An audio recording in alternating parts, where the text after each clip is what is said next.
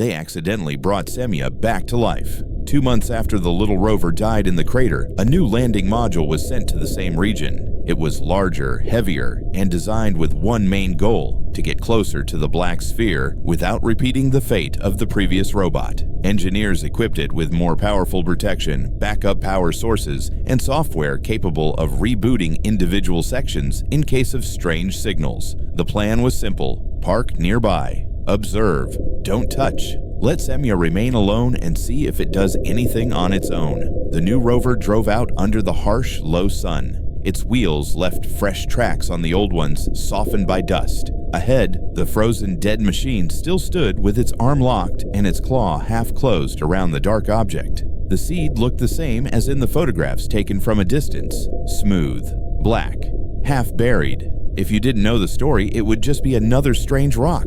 The new rover stopped at a safe distance. One by one, the instruments started up. Radar, thermal sensor, radiometers, all channels that could be tuned to listen were tuned and left open. 3 days passed without incident. The seed remained cold. No glow under ultraviolet light, no change in shape, no strange additional data in the telemetry. The team on Earth took turns looking at the flat lines and gray images, wondering if the show was over. Maybe the seed had already fulfilled its task when it whispered to that distant star. Maybe it was dead. A fallen instrument, not meant to be reused. On the 4th day, someone noticed a deviation. The background radio noise from the bottom of the crater had increased slightly, insignificantly, enough for a small rise to appear on one graph instead of a straight line. The timing coincided with an orbital calculation that almost no one in the control room had thought about since launch. Every few years, Proxima Centauri briefly flares up in the X-ray and radio bands.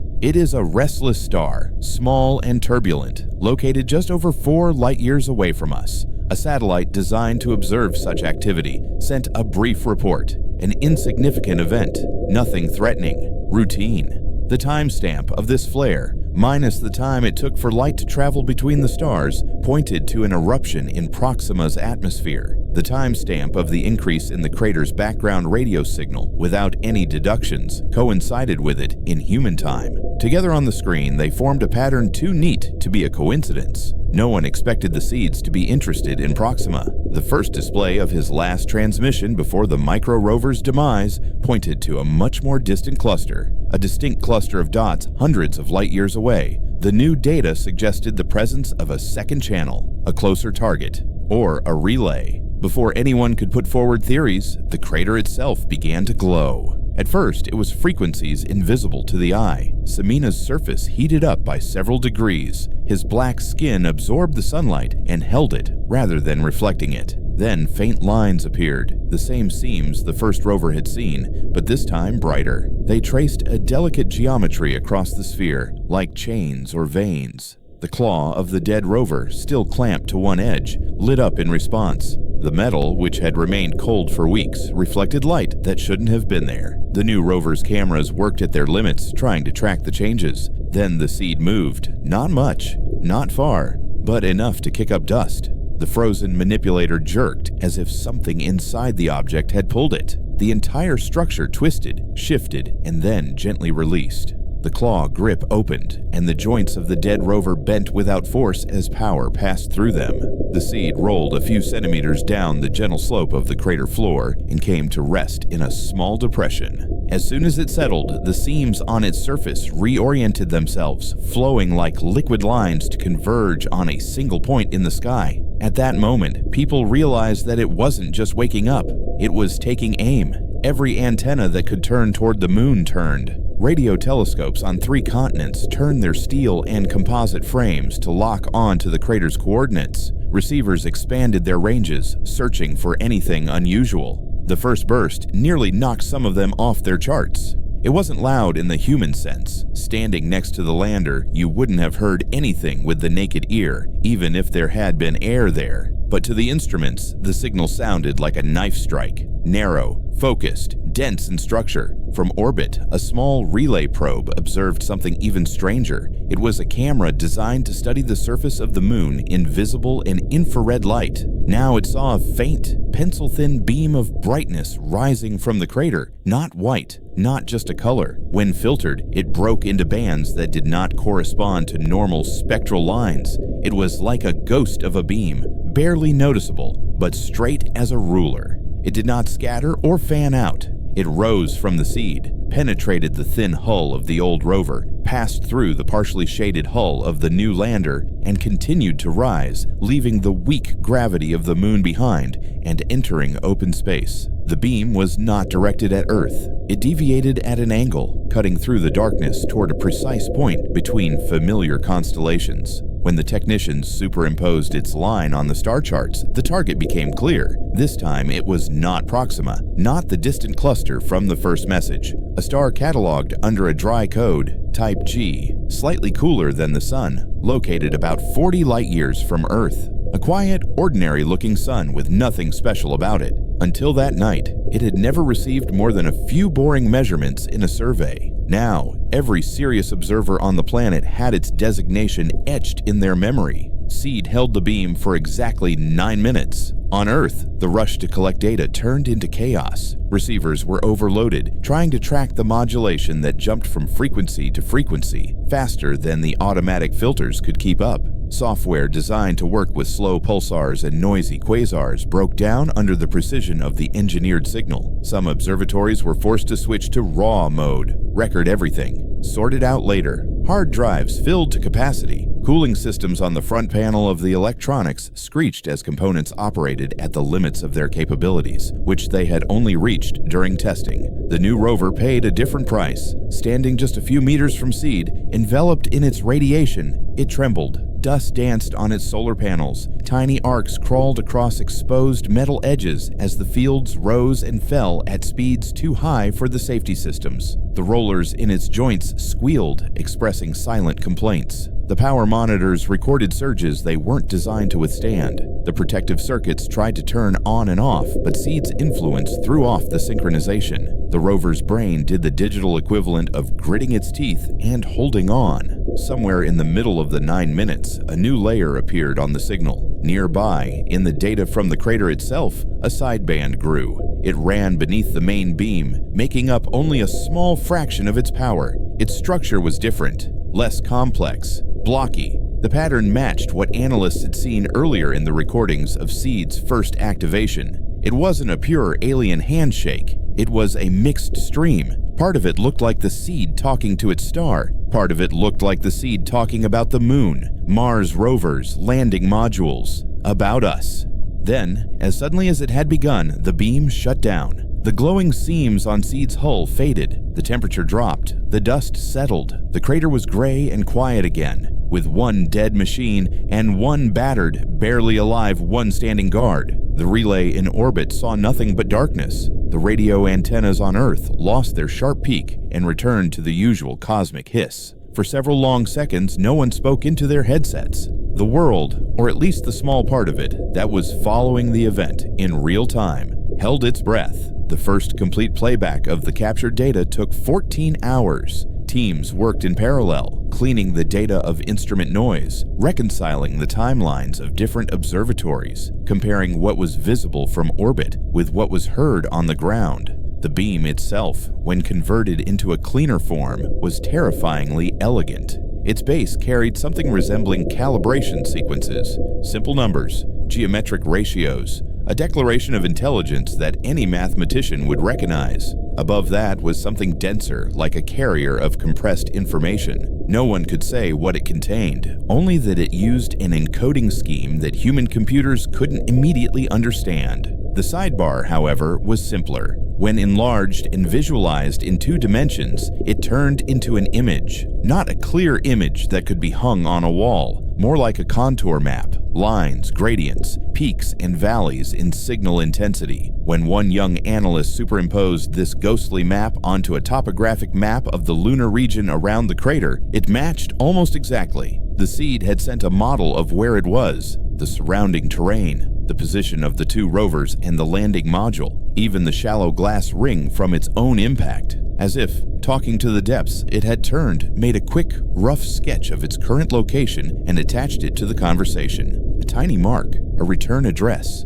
People argued about what it meant. Some said it was obvious. The seed was a probe. It had called home not once but twice, reporting its coordinates. This is where I am. This is what's near me. If anyone or anything on the receiving end was interested, they now had a precise map to find an airless rock with an interesting new infestation. Others took a more optimistic view. Maybe the map wasn't for invasion. Maybe it was a marker. This is where a species lives that is intelligent enough to build machines, close enough to hear a whisper. If you want to say hello, head here. The engineers who were sweating over their rover had their own more pressing problems. Their machine was dying again. Within hours of the beam being turned off, its systems began to fail, one by one. Not explosively, not like a direct attack, more like the slow collapse of something that had been pushed to the limits of its design. Radiation levels were above baseline, but not lethal. The thermal logs showed no melting. However, when they sent commands, the responses were delayed or did not come at all. Memory sectors flashed as they shut down.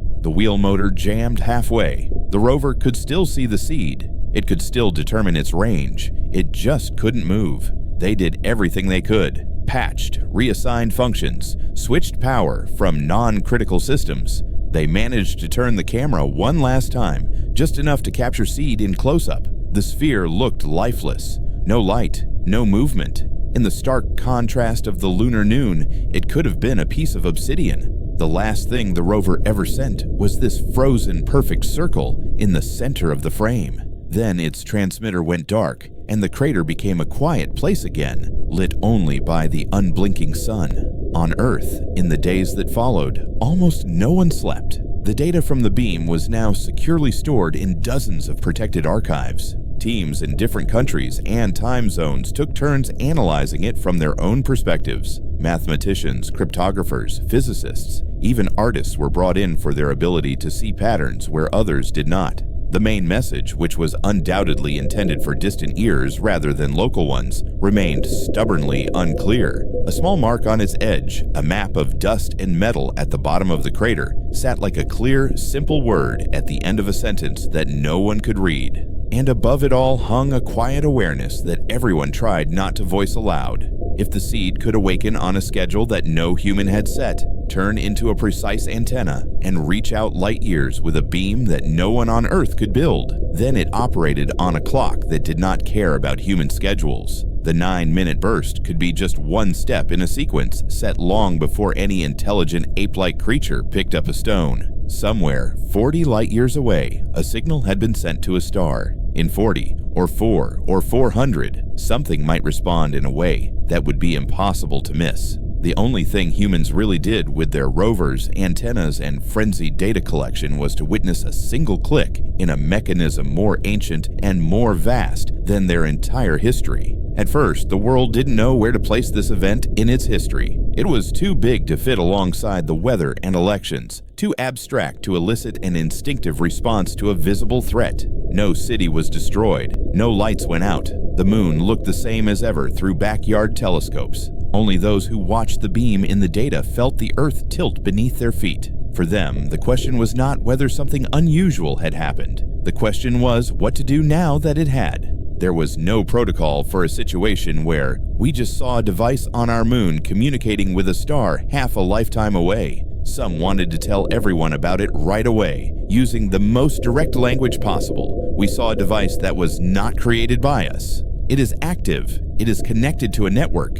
It is not alone. They argued that to hide such a truth, even temporarily, would be a second form of arrogance superimposed on the first, which had assumed for so long that the sky was empty. Others advised patience. Understanding the content of the beam was more important than announcing its existence. If it carried a warning, a set of instructions, or even just a statement of intent, it was better to understand it first before introducing it into the collective imagination. In living rooms and small online corners where fragments of the story had already leaked out, the debate skipped the academic stage and went straight to the personal. If we are on someone else's network, one person asked, does that make us guests, tenants, or intruders? Another objected that perhaps these words are not appropriate. Networks don't care what their routing packets think. A quieter voice suggested that perhaps the correct metaphor is not neighbors or invaders, but gardeners and wild growth.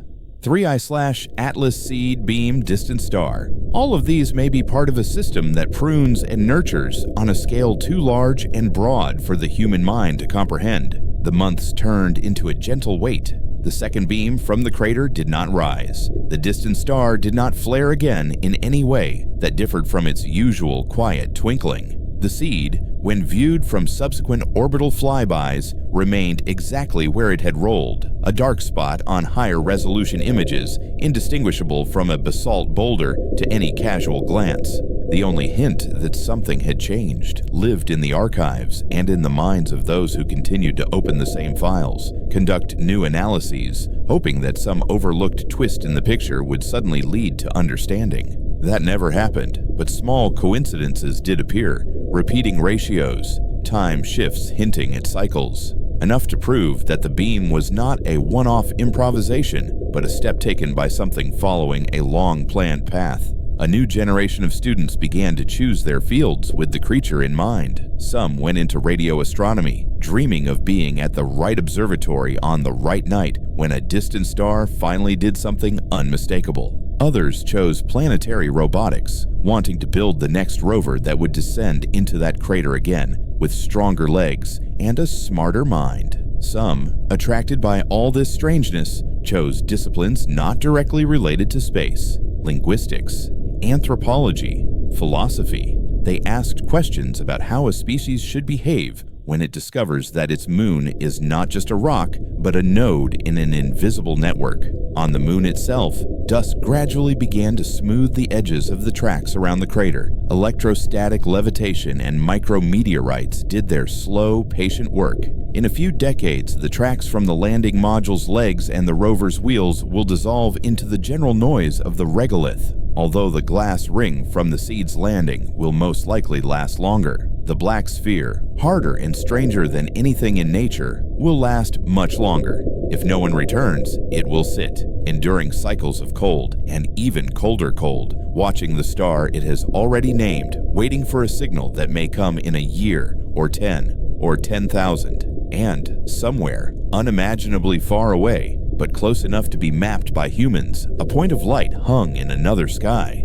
Around it, perhaps, hummed an infrastructure with energy and scale that made the beams from the lunar craters seem like whispers. In that place, at some point, which may already have passed or may still lie ahead, a faint signal would arrive. A seed reporting from a small, bright system with one world that was too noisy. What had been done with that message, humanity could not yet say. All it could do under its modest sun was keep its instruments warm, its curiosity sharper than its fear, and its eyes turned toward the patch of darkness that the seed had chosen.